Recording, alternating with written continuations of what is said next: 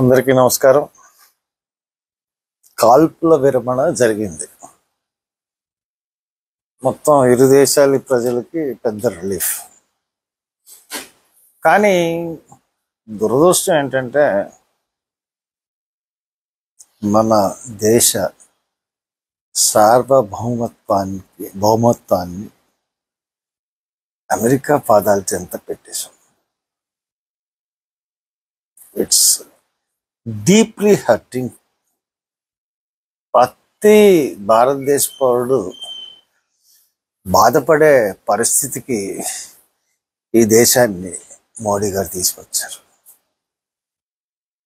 యుద్ధం కాల్పులు విరమణ జరిగింది అన్నది ఓకే అయినా కానీ మూడో దేశ ప్రమేయంతో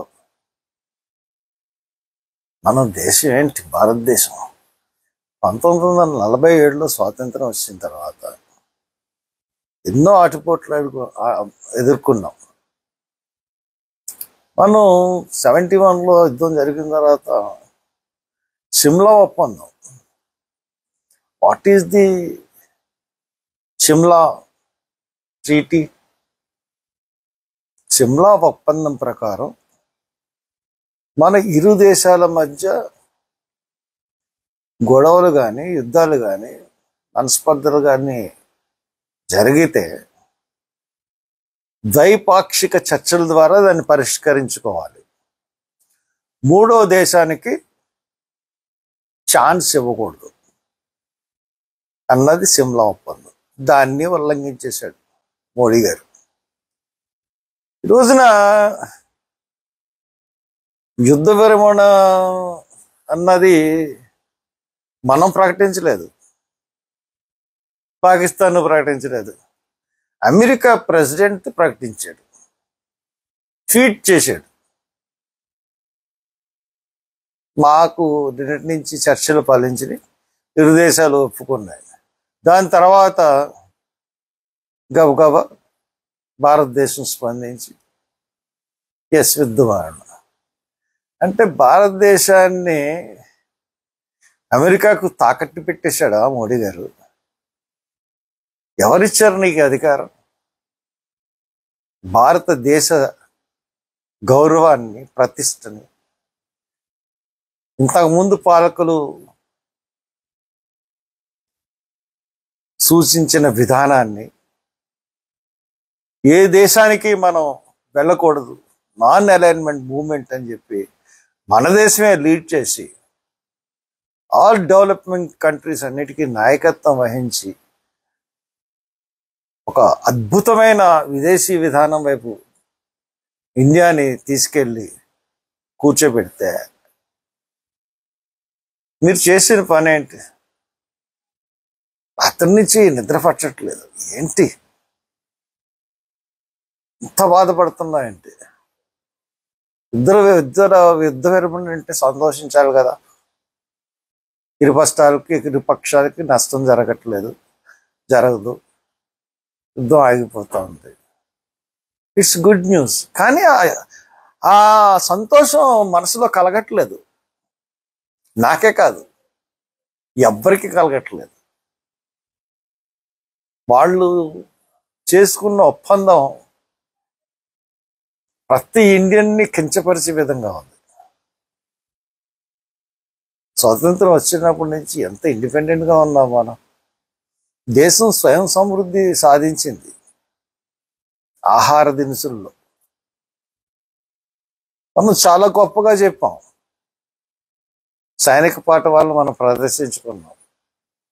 వాళ్ళు ఎన్ని డ్రోన్లు వేసినా మనం తిరిగి ఒక్క డ్రోన్ కూడా పడకుండా కాసుకున్నాం.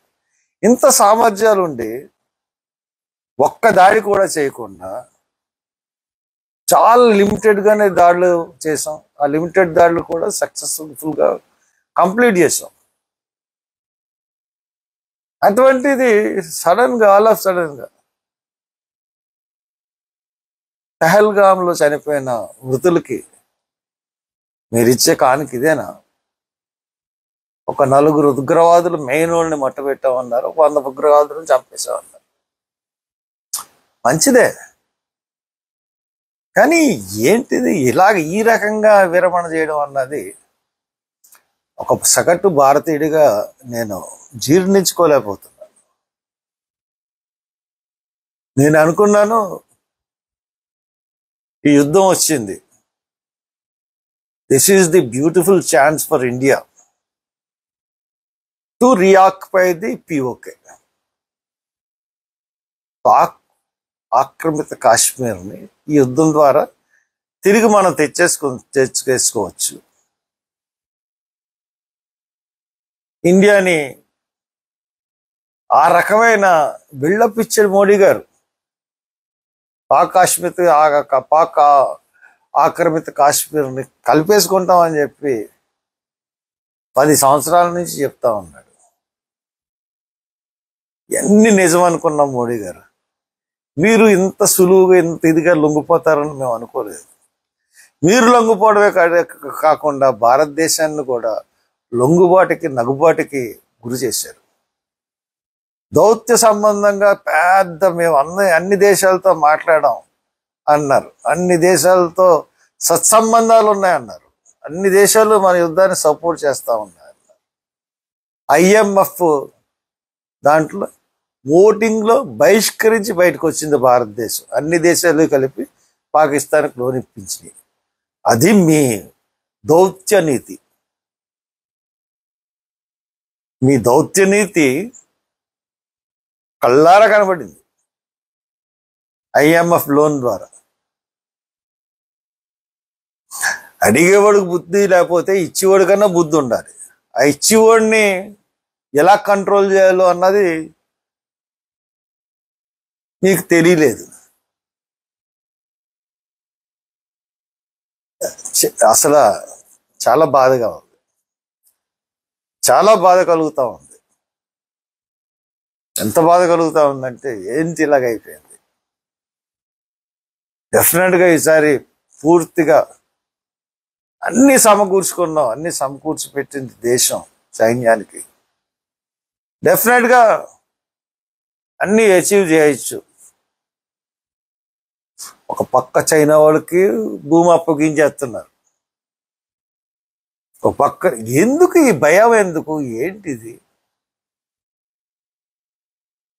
రాహుల్ గాంధీ చెప్తానే ఉన్నాడు చైనా వాళ్ళు ఆక్రమించేసుకుంటున్నారు. ఈ బీజేపీ గవర్నమెంట్ వచ్చినప్పుడే కార్గిల్లోకి వచ్చేసారు వాళ్ళు. కార్గిల్ మన దేశం అయితే కార్గిల్లోకి వచ్చి కొండలన్నింటిని ఆక్యుపై చేసుకుని మనతో యుద్ధం మొదలెట్టారు. రాజీవ్ గాంధీ కొన్న బోఫోర్స్ గన్నులతో యుద్ధం చేసి కార్గిల్ యుద్ధాన్ని గెలిచాం. 84 రోజులు జరిగింది. ఇందిరాగాంధీ టైంలో 13 రోజుల్లో పాకిస్తాన్ని సరెండర్ చేసుకున్నాం. కాల్పుల విరమణలు కాదు, సరెండర్. కార్గిల్ యుద్ధంలో తరిమి కొట్టాం బీజేపీ వాజ్పేయి టైంలో. అలా రానివ్వడమే మన ఇంటెలిజెన్సీ వైఫల్యం. అయినా కానీ మన సైనికులు పెట్టారు. చైనా లడాక్, అరుణాచల్ ప్రదేశ్ ఎన్ని పరిస్థితుల్లో కూడా వాళ్ళు వచ్చేస్తున్నారు. చైనా వాళ్ళు దూసుకుని వచ్చేస్తూ ఉన్నారు. మన చుట్టూ శత్రువులు మోహించినప్పుడు మన యుద్ధ నీతి ఎలాగుండాలి? ఒక దేశానికి మనం కట్టుబడి ఉండాలా? అమెరికా చెప్తే మనం వినాలా?